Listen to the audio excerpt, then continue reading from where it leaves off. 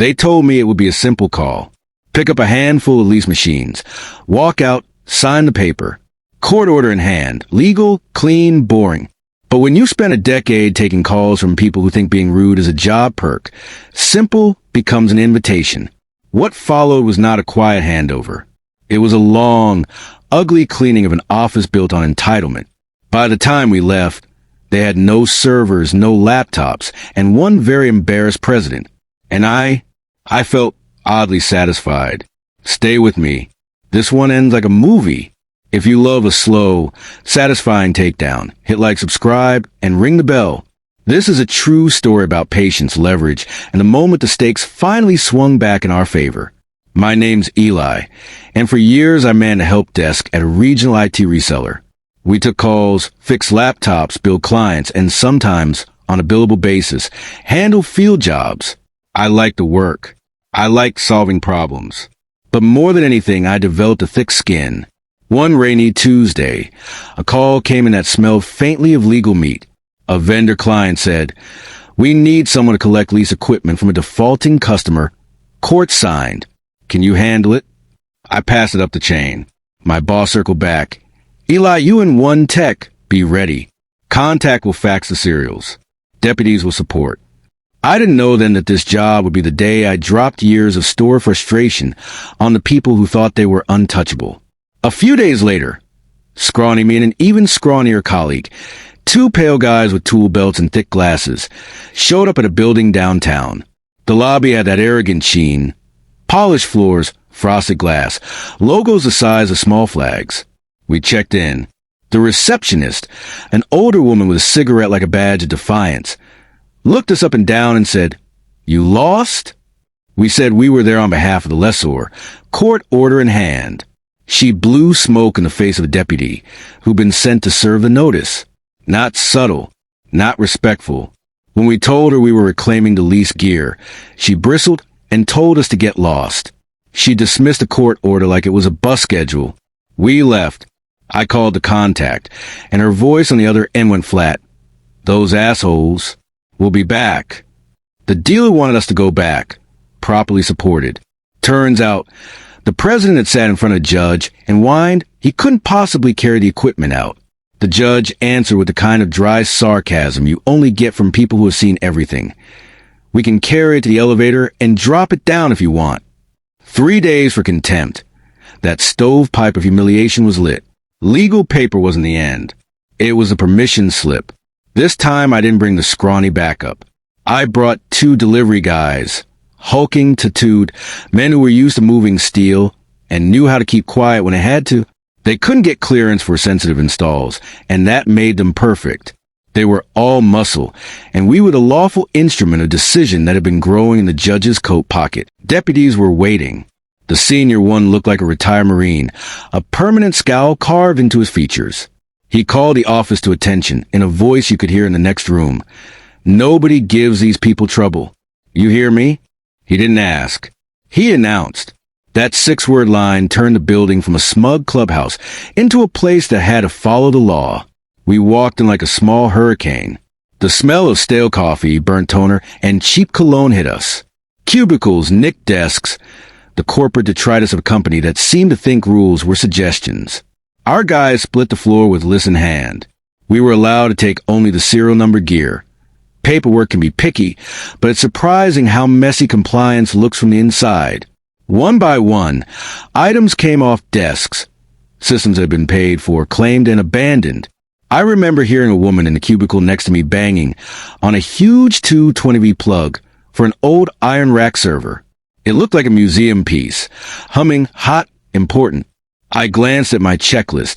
That unit was on our list, but not in our plan to disassemble that day. The contact had warned. Those people don't take it seriously. Their receptionist blew smoke in a deputy's face. I smiled a small, cold smile and got to work. When I cracked the panel on that old server, the drives loomed like old vaults. The president of the company, a man with a suit that cost more than my apartment, exploded from behind a glass office and started screaming something about data. His voice ricocheted off the ceiling tiles. He moved toward me with red-faced fury. Before he crossed one line, a deputy was there, hand on pepper spray, instructing him to sit or be detained. The president froze, staring at the tool, then at the deputy's belts. He backed down like a man who just realized the world had rules he couldn't buy his way past. My hands were steady. I yanked the drives. I didn't break them. I didn't smash. I removed. Careful, legal, precise, but still a violation of their arrogance. Removing drives meant this machine could not be restarted without a technician's dance and court paperwork. It was surgical humiliation. Not everything we took was strictly on the list, but everything in that room had the same brand, same model, same family of betrayal. If Desk A had system with serial ABC, and Desk B had an identical chassis but a different tag, the keyboard B belonged to A station, right? People don't notice that as long as everything keeps humming. So we took the keyboard, the mouse, the monitor that matched the tag.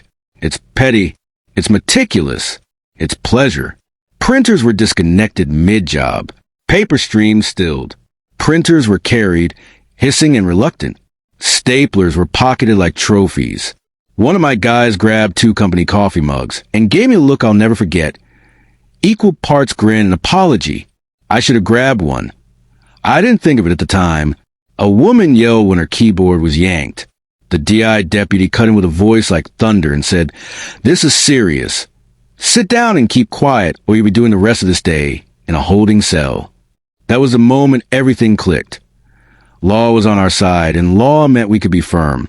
Firm felt good. We cleared the floor and finally turned toward the president's suite. The big brass office with the panoramic window. The deputies knocked. No answer, but we saw him move inside.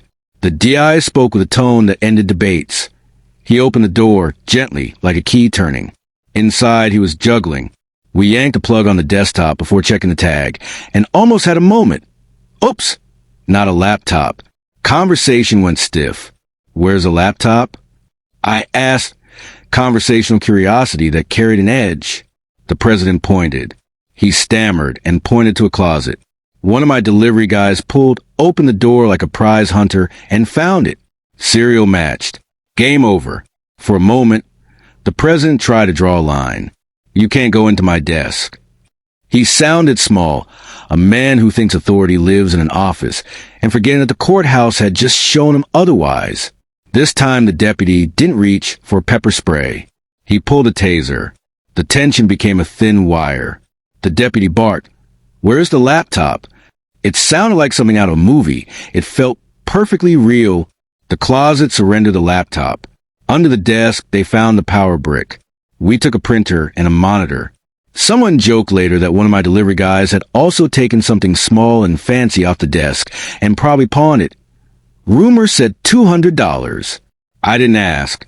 I smiled like a man who'd seen justice reign. We took everything to receiving. The goods went into inventory for transit to the lessor. The contact called on speakerphone, and as we gave the report, she laughed, a raw, joyful sound. She told us how the president had cussed and complained in court. She meant it like praise. My boss asked how it had been. I told him honestly, "Man, that was a lot of fun." There was no guilt. There was no hero complex. There was balance. People who had taken advantage of the system, sneered at deputies, and mocked us on the phone had their chests opened and their dignity removed. We didn't harm anyone. We followed a legal order. We did it with a little zest. The best part wasn't heavy doors or loud arrests. It was a quiet after. The president's stride had shrunk. He lost his boss speak. The receptionist who once blew smoke in a deputy's face sat behind that desk like a smaller silhouette. People who had laughed at us for being small and thin now watched the team remove what they claimed. It stung them more than any lecture ever could. We left with things in boxes, deputies nodding.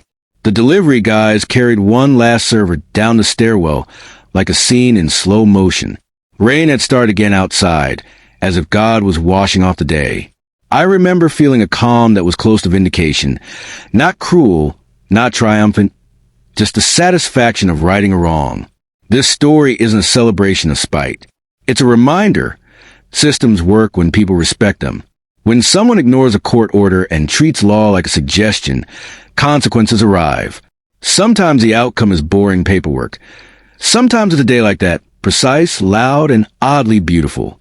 I used to take calls from people who treat me like a voice in a box. I learned to listen and respond. That day I listened to 5 years of slights and answered with a legal hammer. It felt earned. If this story hit the spot, drop a like and tell me in the comments, what's the most satisfying moment of justice you witnessed? Subscribe for more true stories of karmic payback, and I'll see you next time when patience finally pays off.